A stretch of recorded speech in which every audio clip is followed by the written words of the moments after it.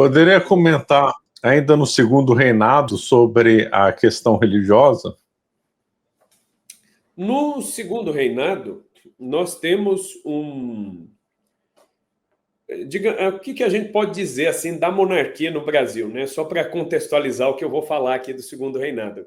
A monarquia aqui no Brasil, ela herdou muita coisa da monarquia portuguesa. Ela herdou muitos elementos, muita coisa herdou. Só que também a maneira como a monarquia foi construída aqui no Brasil, ela teve também uma infiltração liberal gigantesca. Basta a gente olhar a Constituição de 1824, que é muito melhor do que as outras que vieram depois, mas ela já tem muitos problemas.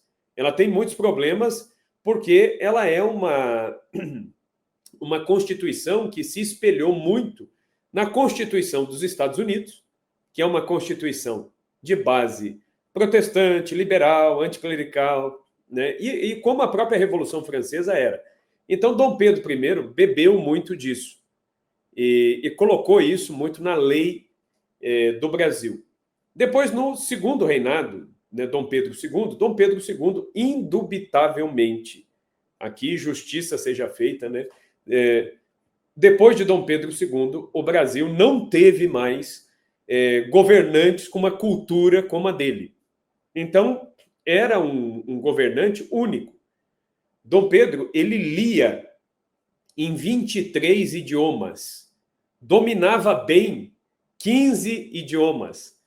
E aí nós chegamos no estado que chegamos, né? Onde, quando a gente vê um presidente, e faz tempo que a gente, né, não vê um presidente que domine a norma culta da língua portuguesa, a gente já fica feliz, né? Que saiba falar uma língua só, né? Que é a língua materna. Nem isso a gente tem mais. E aí a gente olha para Dom Pedro, por exemplo, Dom Pedro, ele traduziu As Mil e Uma Noites, as primeiras obras vertidas do árabe para o português aqui no Brasil, foi o próprio imperador que traduziu.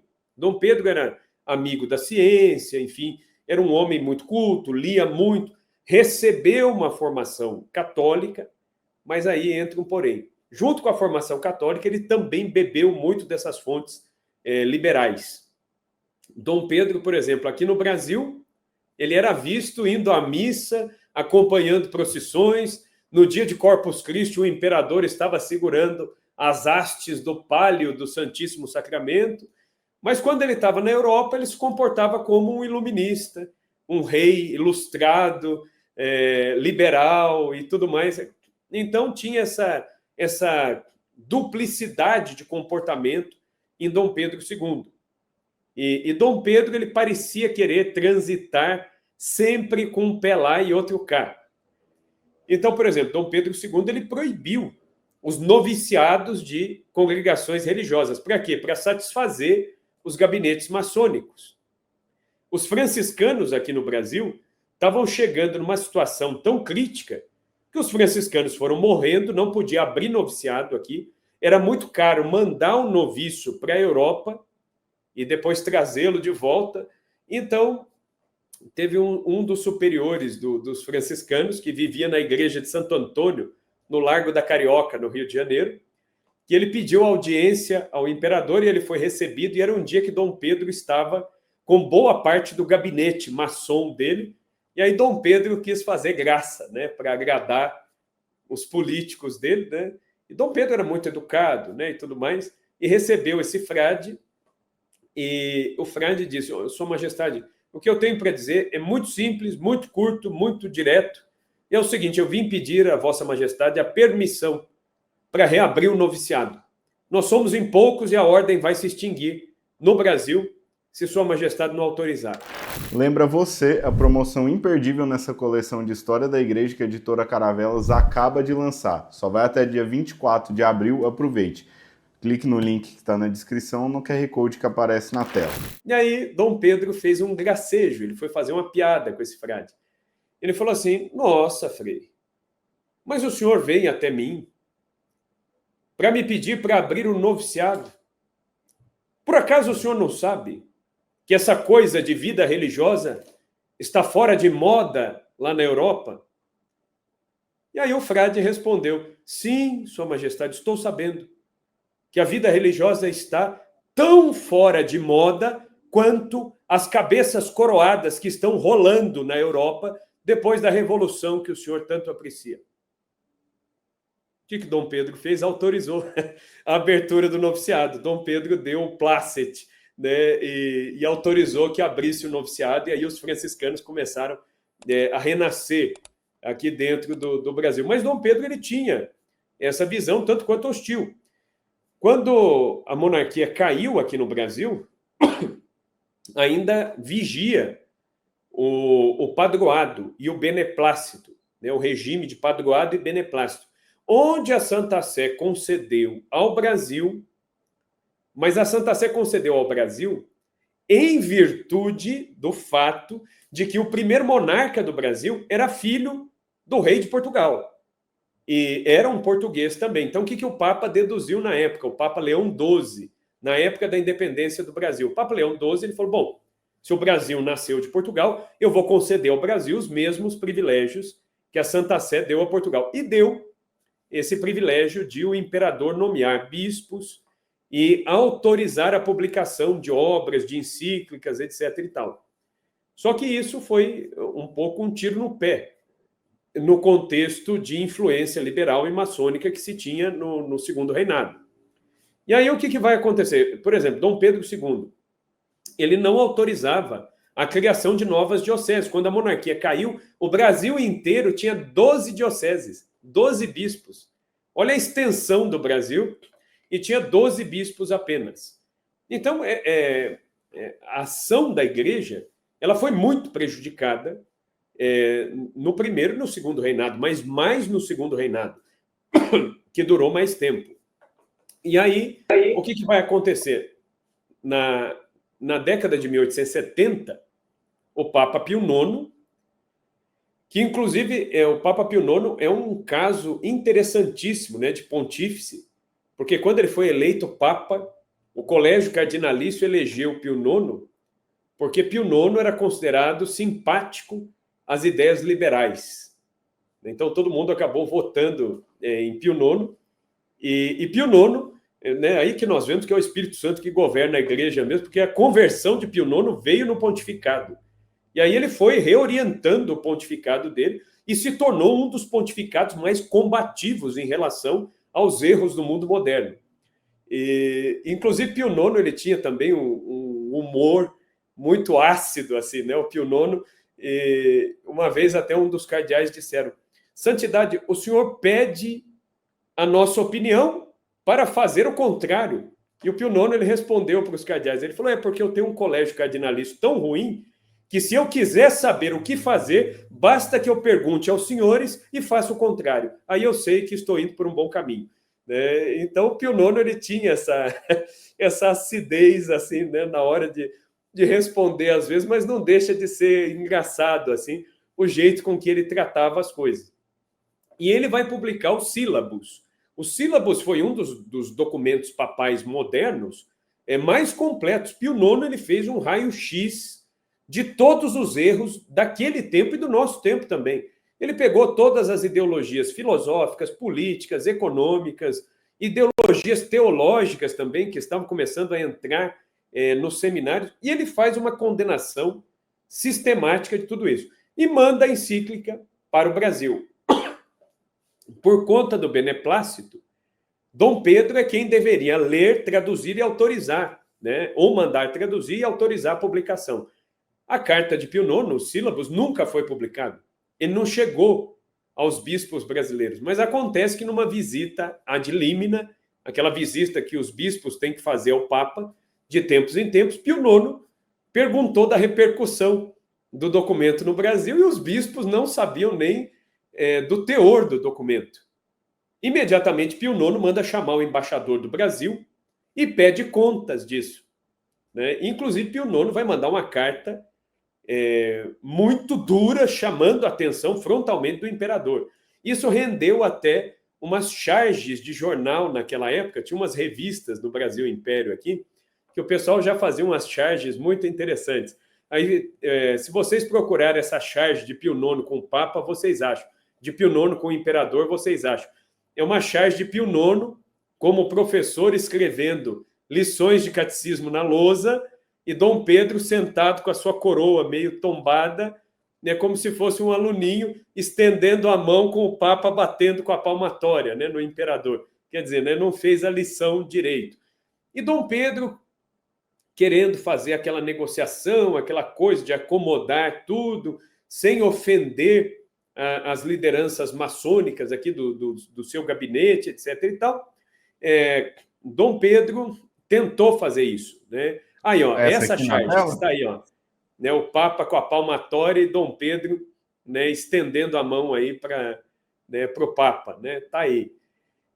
Então, o Pio IX chama a atenção de Dom Pedro, mas Dom Pedro, ainda assim, cozinhou ali a situação e não tomou a providência. E aí 2 bispos, e o mais curioso, foram 2 bispos escolhidos por Dom Pedro, que vão se levantar contra ele. Dom Antônio Macedo Costa, de Belém, no Pará, e Dom Vital Maria, que era o bispo de Olinda e Recife. Dom Vital foi o bispo mais novo do Brasil. Dom Vital foi o primeiro padre capuchinho do Brasil, ele era capuchinho, e ele foi ordenado, veio para o Brasil, e ele era professor de teologia no Seminário Central de São Paulo. O Seminário Central de São Paulo é onde hoje fica o batalhão da PM, na Avenida Tiradentes, em São Paulo. Aquele era o prédio do antigo Seminário Central de São Paulo. Dom Vital foi professor ali. Onde hoje é a Rota, né? Isso, é a sede da Rota. Onde hoje é a Rota. Isso, exatamente. Ali era o Seminário Central de São Paulo. Depois foi construído outro prédio um pouco mais para frente, que é onde fica hoje a Igreja de São Cristóvão. Aí o seminário passa para lá, mais tarde. E aí, Dom Vital era um dos melhores professores, dos mais inteligentes, e é interessante que o imperador Dom Pedro, visitando São Paulo, uma certa ocasião, ele pergunta ao arcebispo de São Paulo quem o arcebispo de São Paulo poderia indicar para ser bispo, porque a diocese de Olinda e Recife precisaria de um bispo e tal. E o bispo de São Paulo, o arcebispo de São Paulo na época, ele não titubeou, ele falou assim: olha, de olhos fechados, quem eu indico ao senhor é Dom Vital Maria. Só que e Dom Pedro foi apresentado a Dom Vital, conversou com Dom Vital, ficou muito impressionado com a cultura daquele frade, mas um ponto incomodou Dom Pedro.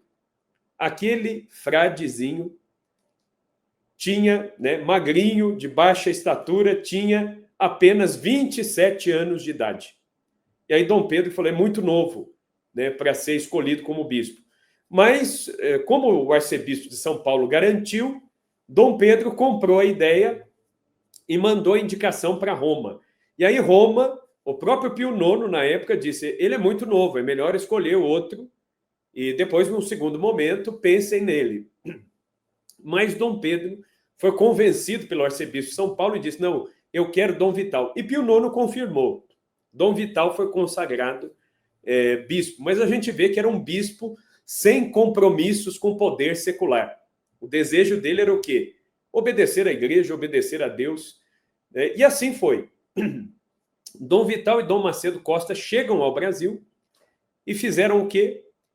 Leram, eles começaram a ler no púlpito de suas catedrais os sílabos de Pio IX. Então o povo começou a ter contato com o que o Papa dizia. E acontece que era um documento não autorizado pelo imperador. Até então, não tinha dado grande problema. Mas os sílabos diziam o quê? Que se houvessem maçons dentro das instituições católicas, eles deveriam ser expulsos. Ou abandonariam a maçonaria, ou deveriam ser expulsos das instituições católicas. Dom Macedo Costa e Dom Vital não pensaram 2 vezes. Começaram a promover uma expulsão em massa dos maçons. E em Olinda, uma das irmandades mais antigas de Olinda, a Irmandade do Santíssimo Sacramento, era tomada por maçons. Dom Vital promoveu uma expulsão massiva. Eles disseram que não entregariam a igreja. Dom Vital mandou lacrar a igreja e mandou retirar o Santíssimo Sacramento e proibiu os padres de celebrar naquela irmandade. E aí vira uma guerra. E aí um ministro do Império incentivou essa Irmandade que entrasse com um processo contra Dom Vital, pela ilegalidade daquilo que Dom Vital fazia e tal. E aí essa Irmandade entra com um processo, esse processo foi acolhido pelo Tribunal Imperial, que seria o STF daquela época, né? Esse tribunal acolhe esse processo, e aí foi feito mesmo um processo, e Dom Vital e Dom Macedo Costa foram intimados. Aí é interessante que Dom Vital ele escreve uma carta ao imperador e outra ao tribunal. E ele disse o seguinte: eu sou um súdito fiel do Império do Brasil. Eu sou um súdito fiel de Dom Pedro II, mas eu obedeço antes a Deus e antes à Igreja do que aos governos deste mundo. E eu não posso agir contra a minha consciência. E aí ele foi condenado, tanto Dom Vital quanto Dom Macedo Costa, e veio uma ordem judicial de prisão. Para prender Dom Vital, foi mandado um juiz, um delegado e um soldado para prender Dom Vital. Quando chegaram ao Palácio da Soledade, o Palácio da Soledade, hoje em dia, infelizmente, foi vendido, né? Na época de Dom Helder Câmara, Dom Helder vendeu o Palácio da Soledade, e o Palácio da Soledade, hoje em dia, está caindo aos pedaços, né? Mas é um prédio importantíssimo para a história do Brasil. Era a casa, né, do arcebispo de Olinda e Recife.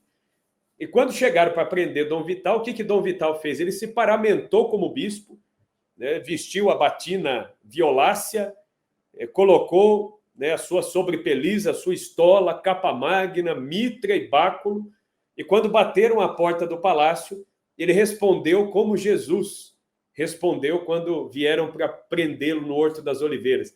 Ele respondeu do lado de dentro da porta do bispado: a quem procurais? E o oficial de justiça disse: a Dom Vital. Então ele abre a porta e sai paramentado, e fez questão de ser preso paramentado como bispo, né? E isso foi um escândalo para o povo da Diocese de Olinda e Recife. Lembrando que nós tínhamos um Brasil, né, com quase 100% de população católica. A prisão dos dois bispos teve uma repercussão terrível no Brasil todo. Dom Vital foi levado às pressas para o Rio de Janeiro, sem nenhuma comunicação de que ele seria embarcado, para que o povo não viesse até o porto de Recife, né, para fazer algum tipo de manifestação a favor do bispo. E ele foi preso, então, no Forte de São João, no Rio de Janeiro. Imediatamente, ao Forte de São João, começaram a chegar cartas do Brasil inteiro, de padres e leigos, e até cartas de fora do Brasil. E na prisão, Dom Vital começou a receber visitas até de bispos e clérigos que vinham de outros países de navio para visitar Dom Vital no cárcere. Então foi um escândalo, foi um tiro no pé. O imperador acatou o conselho dos seus ministros de mandar prender os bispos, e isso aí foi uma das causas da queda da monarquia no Brasil. Dom Pedro ele abalou muito a imagem da monarquia, porque para o povo simples, mandar prender dois bispos era escandaloso. Eu, por exemplo, eu vivo aqui em Campinas, né? Aqui em Campinas existiu um padre, o padre Joaquim José Vieira. Foi um padre que fez grandes obras aqui em Campinas. Ele ficou tão revoltado quando ele soube da prisão dos bispos, que ele escreveu artigos e mais artigos no jornal aqui de Campinas contra o imperador, frontalmente contra o imperador, dizendo que isso era um crime contra os direitos de Deus, os direitos da igreja, que estes dois bispos estavam apenas obedecendo ao Papa, como que o imperador católico podia se prestar esse papel. E é interessante que o padre Vieira, aqui em Campinas, ele era chamado de o Vigarinho, porque ele era muito baixinho e era um homem muito ativo, andava muito, trabalhou com os pobres, fundou asilo, era chamado de o Vigarinho, né? E ele inaugurou a Santa Casa de Campinas aqui. No dia em que ele inaugurou a Santa Casa, era o maior hospital do interior de São Paulo, tudo com doações. Foi a Irmandade de Nossa Senhora da Boa Morte e o Vigarinho que ergueram, né, levantaram a Santa Casa. E o imperador veio de trem do Rio de Janeiro para cá. Quando o padre Vieira ficou sabendo que o imperador estava chegando, né, ele rezaria a missa. Ele passou para outro padre, falou: reza a missa o senhor, eu não vou rezar a missa coisa nenhuma, eu não vou nem ficar na inauguração. E não foi a inauguração da própria Santa Casa dele. Ele falou, eu não vou ficar no mesmo lugar que o imperador. E aí, quando o imperador chegou, o fundador da Santa Casa não estava. Acabada a missa, Dom Pedro II perguntou. Falou, quem é o fundador? Não é um padre, né, que vocês chamam de vigarinho e tal? E aí todo mundo com aquele sorriso amarelo, né, tentando enrolar o imperador, e aí tiveram que falar para Dom Pedro, olha, ele não quis vir. E aí Dom Pedro disse, não, mas eu faço questão de cumprimentá-lo por aquilo que ele fez. Onde que é a casa paroquial? E aí o imperador foi até a casa paroquial e bateu, né, a porta, e o padre Vieira não esperava receber o imperador, e o próprio padre veio e abriu a porta da casa paroquial, e era Dom Pedro II ali, diante dele, Dom Pedro, que tinha quase 2 metros de altura, né, o vigarinho tinha 1,60 m, né, aquele homenzinho pequenininho diante do imperador, e Dom Pedro disse assim, eu vim dar os meus cumprimentos àquele que fez uma obra tão benemérita para esta cidade que faz parte do meu império. Eu não poderia deixar de cumprimentá-lo, mas também eu não podia deixar de perguntar por que o senhor não foi. E aí o vigarinho, corajosamente, o que faltava em estatura sobrava em coragem. Ele disse assim, porque eu não queria ter o desprazer de apertar a mão do mesmo monarca que mandou prender 2 bispos que estão sendo fiéis à igreja e ao Papa. E aí Dom Pedro estendeu a mão para ele, falou assim, apesar de o senhor não querer apertar a minha mão, eu queria apertar a sua. E Dom Pedro estendeu, no fim ele deu a mão ao imperador. Quando morreu o bispo do Ceará, Dom Pedro ainda não guardou ressentimentos, ele nomeou o vigarinho como bispo do Ceará, o estado do Ceará inteiro, era uma única diocese, e o vigarinho, né, o padre Joaquim José Vieira, virou o primeiro bispo do Ceará. Então Dom Pedro, ele teve ainda essa grandeza de alma, de perceber que ele tinha errado, ele errou, e errou feio. No fim das contas, ele mitigou a pena, o negócio não resolveu. A própria princesa Isabel, ela não deixava de manifestar o seu descontentamento, né? Eu tenho até um dos livros aqui, está até aqui embaixo, é um dos livros aqui, do Heitor Lira, que fala sobre Brasil e Império. O Heitor Lira, ele conta o caso, né, de que Dom Pedro ia fazer uma viagem à Europa, quando ele mandou prender os bispos, e a princesa Isabel soltou nos corredores do palácio, comentando com uma dama da corte o seguinte, né, falou assim, papai mandou prender os bispos, mas quando papai viajar, eu serei a regente. Papai mandou prender, eu vou mandar soltar. E Dom Pedro, quando ficou sabendo disso, ele ficou furioso, cancelou a viagem, falou, você está me desautorizando. E houve até uma discussão dele com a filha, com a própria princesa Isabel. O fato é que Dom Pedro, no fim das contas, anistiou os bispos, teve que soltar os bispos. O Dom Antônio Macedo Costa se tornou amigo da princesa Isabel, depois ele virou capelão da princesa Isabel.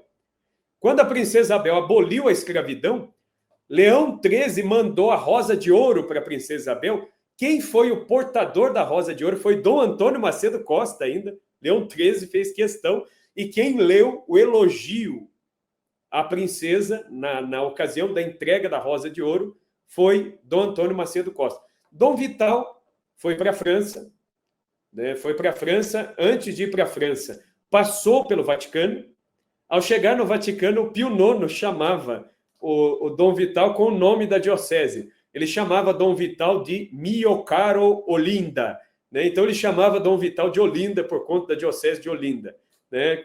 Então Pio IX apreciou muito, enfim, e se lamentou pela prisão, e aí ele vai para a França. E na França ele morre envenenado, né? Provavelmente o cálice de missa de Dom Vital foi envenenado pela maçonaria. Quem fez a oração fúnebre de Dom Vital foi o Monsenhor de Seguir, né, que é famosíssimo, né? Nós lemos as obras aí do Monsenhor de Seguir, e Monsenhor de Seguir foi quem fez o elogio fúnebre, e no elogio fúnebre acusou frontalmente a maçonaria francesa de ter conspirado e matado Dom Vital, né, que anos depois seus restos foram trazidos para o Brasil e se encontram na Basílica da Penha, né, ali no centro histórico de Recife hoje em dia, né? Então isso é a questão religiosa. Essa história é muito interessante mesmo. Eu não sabia desse caso do padre aí de Campinas, é muito divertido essa É o história. Vigarinho. Muito interessante. Realmente havia padre de coragem naquela época, né? O Vigarinho ele está sepultado na Catedral aqui de Campinas. Ele veio em visita aos familiares, passear aqui em Campinas, era bispo no Ceará, e morreu aqui. Então ele acabou sendo sepultado aqui, que era, né, o local onde ele foi pároco, enfim, né? Então acabou ficando aqui. Descansa aqui, os restos dele estão na cripta da Catedral de Campinas. Quem vier a Campinas consegue visitar lá. Dom Joaquim José Vieira, né? É o Vigarinho. Muito boa a história, excelente. Você acaba de assistir um corte do Caravelas Podcast. Na tela está aparecendo o episódio completo e outro corte. Muito obrigado pela atenção.